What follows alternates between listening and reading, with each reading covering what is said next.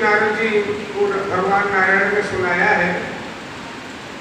और ये प्रसंग जो है ब्रह्म नारदी पुराण से है। ब्रह्म नारदी पुराण में इसका बहुत सुंदर वर्णन है।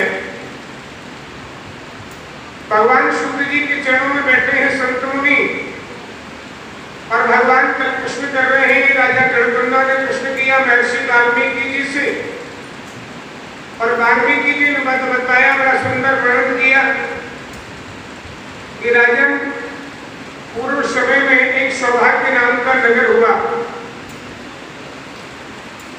और उस नगर में बड़े धर्मात्मा राजा हुए, राजा चित्रबाहु। तो चित्रबाहु का वर्णन देखा तो मैंने सोचा इसको पूर्ण रूप से देखा जाए, इसका पूर्ण वर्णन कहाँ मिलेगा। तो इसका पूर्ण वर्णन था ब्रह्म नारदी पुराण में। एक नारद पुराण होता है, एक संपूर्ण ब्रह्म नारदी पुराण है। तो नारद पुराण में इसका वर्णन कहीं भी नहीं मिला, मुझे कहीं भी नहीं मिला। फिर ब्रह्म नारदी पुराण को ढूंढा तो ब्रह्म नारदी पुराण में इसका सारा वर्णन दिया, बड़ा ध्यान से वर्णन दिया है, बहुत तगड़ा विधान है इसका। तो महाराज चित्रबाहु नाम के राजा हुए सौभाग्य नाम के नगर में त्रेता के अंत में। राजा बड़े प्रसिद्ध थे ये चित्रबाहु नाम के राजा, बड़े धर्मात्मा थे, बड़े बुद्धिमान थे, अत्यंत बलवान राजा और बड़े लक्ष्मीवान, लक्ष्मी बरसती थी इस राजा के यहाँ। और कितना सुंदर वर्णन किया है कि समस्त धर्मों का जानने वाला राजा। ये बात नहीं है कि अपने धर्म को ही जानने वाला, समस्त धर्मों का ज्ञाता, समस्त धर्मों में ज्ञान रखने वाला और बड़ा शील रूप, बड़ा दया से युक्त और साधु संत ब्राह्मणों का अनन्य भक्त और केवल राधा कृष्ण का उपासक। किसी भी देवी देवता की आराधना नहीं करता था, केवल राधा माधव के अलावा। ये लिखा है इसमें, केवल राधा माधव। बाकी किसी की वर्ण की या किसी की देवी देवता की या किसी के धर्म की, पर ये बात सत्य है, आप अपने देवी देवताओं को मानिए, अपने धर्म को मानिए, पर किसी के धर्म की निंदा करना हमारा धर्म नहीं है। ये राजा का कर्तव्य था। राजा ने बड़ा सुंदर वर्णन किया है। राजा सब धर्मों को जानने वाला है और सबका पूजन पाठ करे, लेकिन उपासक केवल राधा माधव था। केवल राधा कृष्ण की उपासना करे, राधा कृष्ण के कथाओं का आनंद ले और प्रेम में मगन रहे और ऐसी संपत पशु पुत्र से युक्त था। इसका कितना सुंदर वर्णन किया है कि राजा पशु पुत्र से युक्त था। इसका मतलब क्या होता है कि राजा के दरबार में, राजा के नगर में जो गाय थी, भैंसें थी, वो भी पुत्रवान थी। पशु पुत्र युक्त का मतलब होता है कि राजा के नगर में कोई निर्वंश नहीं था। राजा स्वयं भी धर्मात्मा, राजा स्वयं भी पुत्रवान और राजा के साथ में राजा के जो पशु इत्यादि थे उस राजा के नगर में वो भी सब पुत्रवान थे। अब एक बात यहाँ पर ध्यान देने वाली है, मैंने आपको बताया देखो ध्रुव जी के पुत्र हुए उत्कल, ध्रुव जी के पुत्र हुए उत्कल, उत्कल के पुत्र हुए अंग, अंग के पुत्र हुए वैन, वैन के पुत्र हुए महाराजा पृथु। पृथु की पत्नी का नाम था अर्ची। जरा ध्यान से सुनो। अब जब पृथु जी वैन को शरीर को मटके में उसने बताया था तो शरीर को मटके निकाला था भगवान को, तो एक हाथ से मृग से जातियां उत्पन्न हुई और एक हाथ से पृथु जी का जन्म हुआ। जो राजा वैन उत्कंठ था, जो बड़ा पुष्ट राजा था, उसकी वजह से पिताजी चले गए थे वन में। अंग नाम के राजा, अंग का पुत्र था वैन, और वैन के हुए पृथु। अब बड़े ध्यान से सुनना, अब पृथु राजा के राज में अकाल पड़ गया। ऐसा अकाल पड़ा कि सब भूखे मरने लग गए। कोई 2 किलो अन्न बोए, आधा किलो पैदा हो। आपको मालूम है 2 किलो अन्न जब बोता है किसान तो कम से कम में 40 कुंटल निकालता है। और जैसे 2 किलो से जो 2 किलो किसान अन्न बोता है 40 कुंटल निकालता है, और वो 2 किलो अन्न बोए तो आधे किलो भी न निकले। इतना बड़ा अकाल पड़ गया, इतनी बड़ी विपत्ति आ गई। तो क्या किया राजा पृथु ने, बड़े ध्यान से सुनना, ये प्रश्न इस पर मुझे याद आया है। राजा पृथु ने क्या किया कि पृथ्वी को खोदने लगा, पृथ्वी को मारने लगा। पृथु जी मारा, पत्नी का नाम है। अर्ची बोली ये क्या कर रहे हैं आप इस पृथ्वी को क्यों मार रहे हैं? अब पृथ्वी ने क्या किया, गौ का रूप बना लिया। अब वो गाय बन गई और गाय अवज्ञा होती है, गाय को कोई मार नहीं सकता। गाय हमारी सर्वदेवमयी गौ माता है, उसको कैसे मार देंगे आप? तो राजा प्रभु ने जब देखा कि पृथ्वी ने तो गौ का रूप बना लिया है, बड़े ध्यान से सुनना और जहां जहां जगह मिले वहां बैठ जाए। प्रभु जी महाराज जब गाय को मारने लगे तो पृथ्वी ने गौ का रूप बना लिया। राजा रुक गए, बोले राजा मुझे क्यों मारते हो? मुझे मारने से क्या होगा? मुझे मारने से अकाल नहीं रुक जाएगा, मुझे मारने से लोग भूखे मरने से नहीं रुक जाएंगे, मुझे मारने से बरसात नहीं हो जाएगी। कर्म कराओ, कर्म कराओ।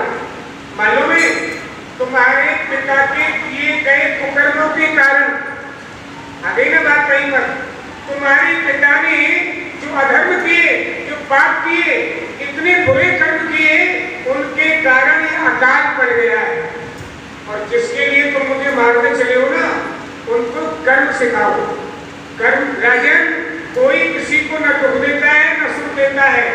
कर्म जायते सुखम और कर्मणा जायते दुखम, कर्मणेव विलीयते। कर्म से जीव दुख पाता है, कर्म से सुख पाता है। तुम्हारे पिता के कर्मों के कारण आज अकाल पड़ गया और तुम मुझे मारने चले हो। तुम अपनी प्रजा को सिखाओ कर्म करे। भाग्य नाम की कोई चीज नहीं है। अगर भाग्य नाम की कोई चीज है तो कोई है कर्म। अगर जीव आप सोचते हैं कि मैं देखता हूँ आज राम जी हमें रोटी देने आए हैं, तो आप एक काम करो, एक कमरे में बंद हो जाओ, एसी को चालू कर दो, डरलम के गद्दे में सो जाओ और ताला लगा दो उसका अंदर से, और ताला लगा करके चाबी को खिड़की से बाहर फेंक दो और ये सोच के बैठ जाओ कि हमको तो राम जी रोटी देने आएंगे कभी खाएंगे। अब देखते हैं राम जी रोटी देने आते हैं कि नहीं। राम जी रोटी देने नहीं आएंगे, शायद भूखे मर जाना। राम जी क्या कह रहे? अरे ये तो बड़ा आलसी है, बड़ा मूर्ख है। मैंने इसे हाथ दिए, पैर दिए, सब कुछ दिया, मुंह दिया, श्वास लेने की नाक दी, कान दिए, और ये कह रहा है राम जी देने आएंगे। मैं इसे देने जाऊंगा ही। राम जी नहीं देने आने वाले। राम जी कहते हैं कर्म करो, कर्मणा जायते सुखम कर्मणेन विलीयते, और सुखम दुखम कर्मणेन। ये कर्म करोगे तब भगवान सहारा बनता है और हमें धक्का देता है। आप सोचते रहो, भगवान कहते भाग्य नाम की कोई चीज है तो वो है कर्म। कर्म करिए तो कर्म जो करता है भगवान उसी को देता है। बिना कर्म वाले को तो भगवान भी नहीं देता। राजन, तुम्हारी प्रजा कर्म नहीं करती और तुम मुझे मारने चले हो। प्रभु जी को ज्ञान आ गया और प्रभु जी ने क्या किया, तुरंत प्रजा को समझाया कर्म करो। अब आप कर्म कर रहे हो, मंदिर में आ रहे हो ना कथा सुनने, तो कर्म है। आप बैठे रहो, देखो तो सही, यहीं पर आए हमें राम जी कथा सुनाने के लिए, राम जी आ भी जाए, कृष्ण जी आ भी जाए। कर्म के बिना संसार का कोई कार्य नहीं होता। राजन, तो अब यहाँ राजा चित्रबाहु की कथा चल रही है। राजा चित्रबाहु कह रहा है कि मेरे राज्य में पशु भी पुत्रवान है और निर्धन भी धनवान है, कोई निर्धन है ही नहीं। क्यों? क्योंकि मैंने सबको कर्म का उपदेश दिया है। सब कर्म कर रहे हैं और कर्म के अनुसार सुख पा रहे हैं, सब आनंद ले रहे हैं। ऐसे राजा चित्रबाहु चतुरंगी सेना से युक्त हैं और धन में ऐसा वर्णन आया है बृहन्नारदी पुराण के अनुसार। बृहन्नारदी पुराण कह रही है कि राजा चित्रबाहु धनवान में, धन में कुबेर के समान है। जितने कुबेर भंडारी हैं ऐसे राजा चित्रबाहु है, कुबेर के समान धनवान। चंद्रकला नाम की उनकी पत्नी है, उनका नाम है चंद्रकला। बड़ी धर्मात्मा है, बड़ी तपस्विनी है और 64 कलाओं से युक्त है। ये हमारे शास्त्र में 64 कलाएं होती हैं और इन 64 कलाओं का ज्ञान आप किसी को पूछ लेना कि आपको कितनी कलाओं का ज्ञान है। 64 कलाओं का ज्ञान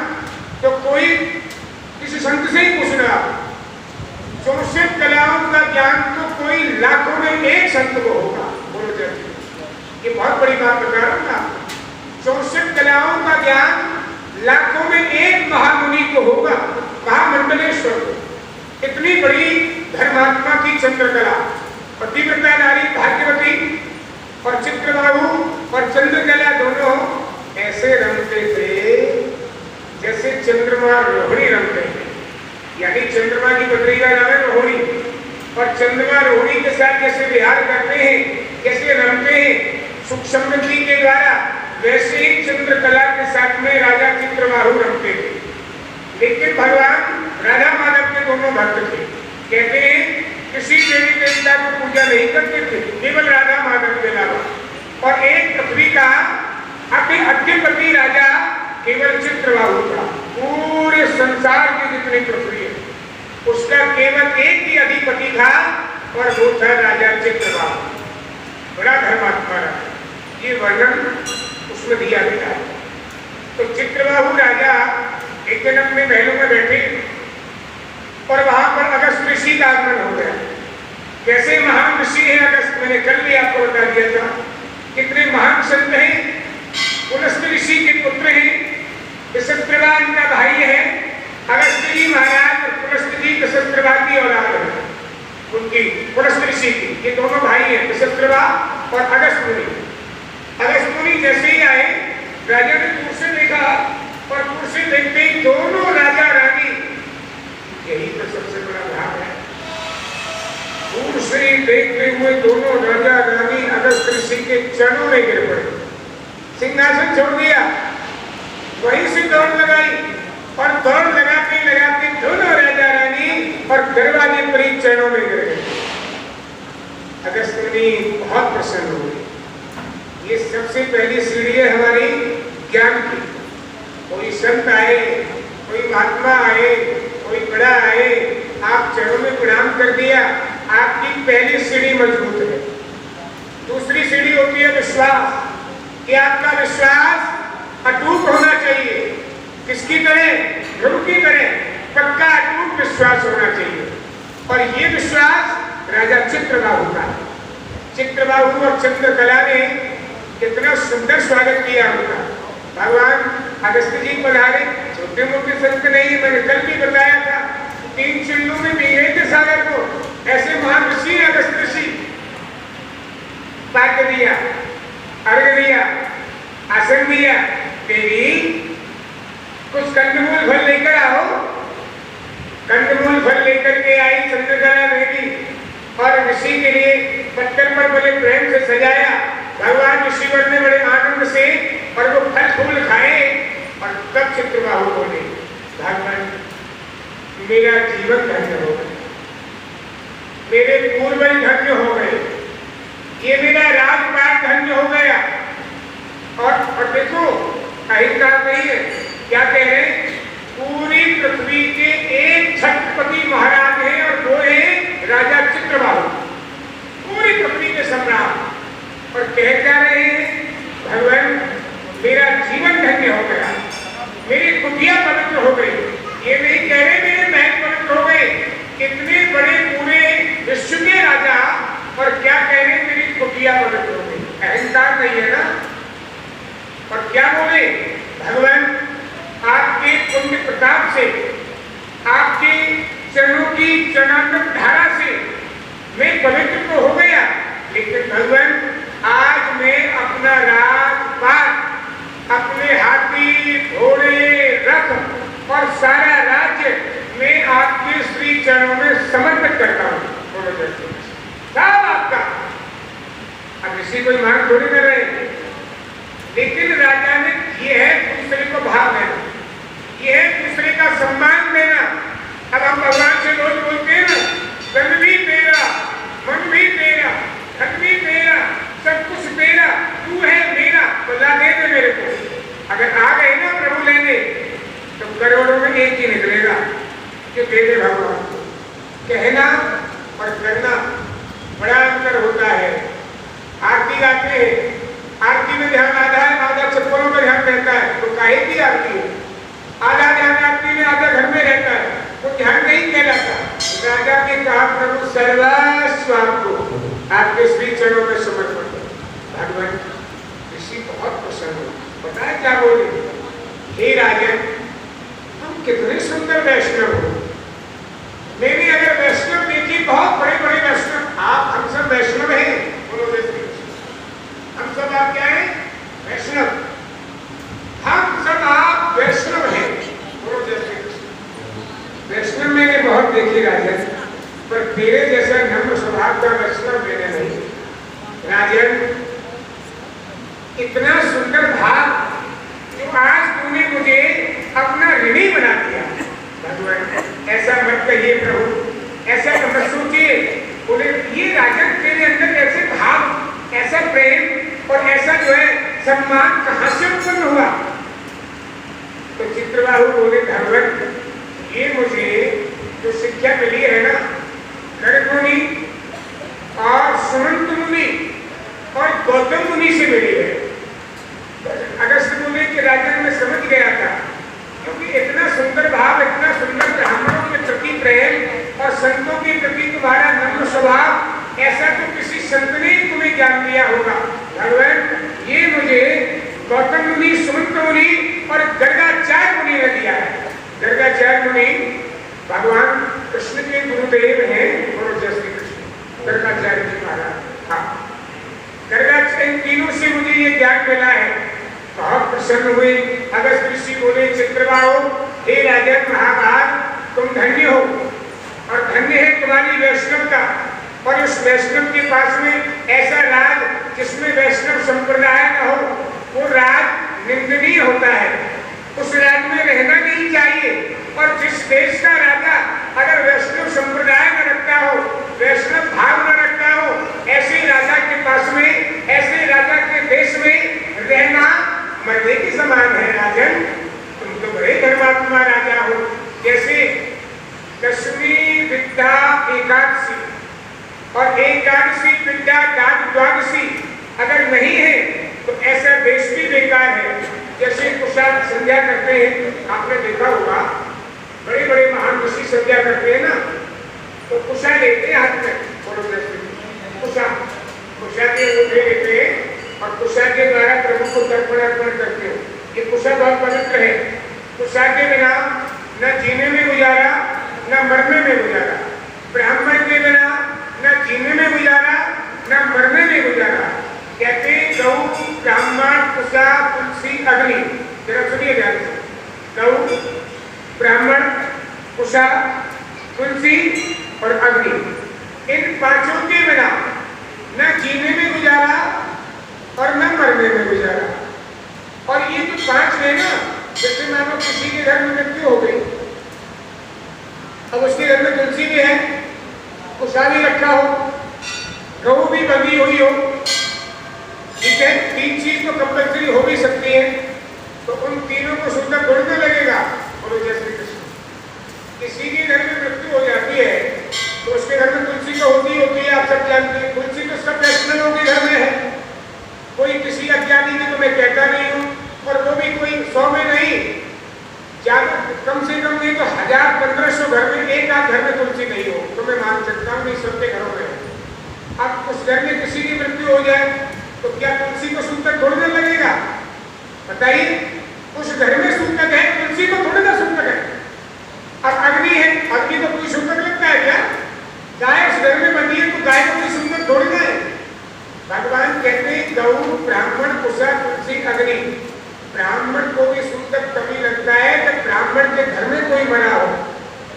अब किसी के यहाँ मृत्यु हो जाती है, हम लोग गर्म करते आते हैं तो हमें थोड़ी ना सूतक लगा हुआ है। तो ऐसे ही भगवान बता रहे इन पांचों के बिना। कुशा एक ऐसी पवित्र चीज है, कुशा की जो चोंच होती है ना, उसमें कुशा की चोंच में भगवान शिव का वास है।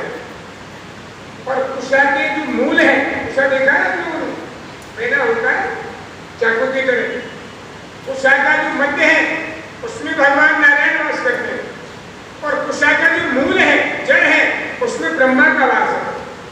और कुशा पवित्र हो गया जब अमृत कलश रखा गया था इसके ऊपर, इसीलिए कुशा पवित्र हो गया। तो भगवान अगस्त मुनि कह रहे हैं राजा चित्रबाहु से, राजन जैसे कुशा के बिना संध्या बेकार है, संध्या करना बेकार है, उसी प्रकार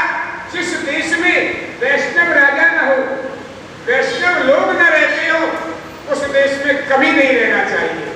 और तेरे जैसे राजा वैष्णवधारी राजन में बहुत प्रसन्न हो गया और श्री कृष्णचंद्र के चरणार बिंदों में, श्री कृष्णचंद्र के चरणार बिंदों में जो तेरी प्रीति है राजन, मैंने बड़े बड़े धर्मात्मा देखे, मैंने बड़े बड़े भक्त भी देखे भगवान के, पर तेरे जैसा भक्त मैंने कोई नहीं देखा।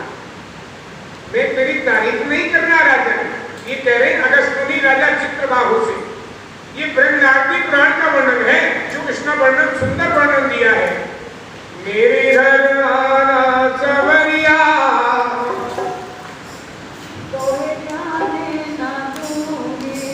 मेरे घर आना, मेरे घर आना सवरिया तो ही जाने न दूंगी। मेरे घर सवरिया तो ही जाने न दूंगी।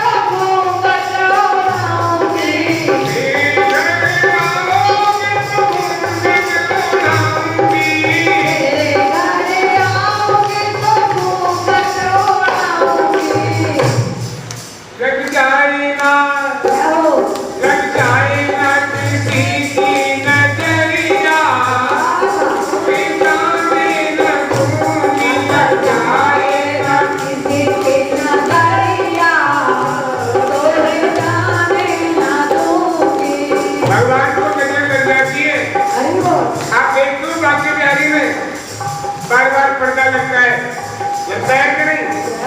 मिनट मिनट में पर्दा लगता है। आपको मालूम है जब गोविंद की किसी से नजर मिल जाती है तो चल देते हैं साथ में। तो हरिदास स्वामी नहीं होते तो लेके नहीं आते, आज बांके बिहारी नहीं होते वहां पर, तो उनकी जिससे नजरें मिल गई उसी के साथ चल देते। इसलिए बार बार पर्दा लगता है कि किसी की नजर न मिल पाए और न किसी की नजर लग जाए वो।